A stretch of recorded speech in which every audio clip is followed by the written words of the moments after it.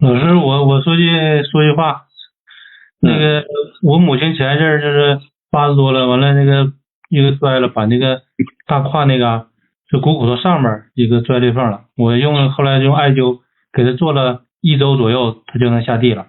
我说我母亲要我是对你表示感谢。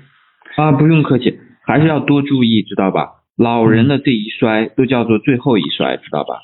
对，但是她现在已经能下地走，能走道了。能下地，能下地，记住我，伤筋动骨，你即便能下地，也一定要保守，把这个冬天熬过去。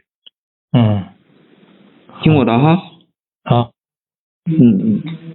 还就是后面就是这个冬天这个艾灸就不能少了，懂吗？还你接着做是看他能走，吧？看他能走路了，但他毕竟岁数在那儿放着呢，懂了吧？懂了。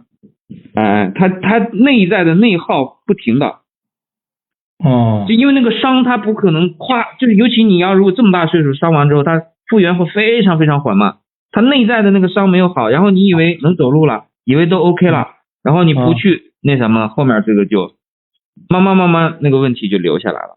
好好弄，有你这么孝顺的儿子，他肯定好啊，都是你的功劳。那个我前阵又给他做了几次，他感觉现在好像一点感觉不疼了。感觉那个不作数，知道吧？啊。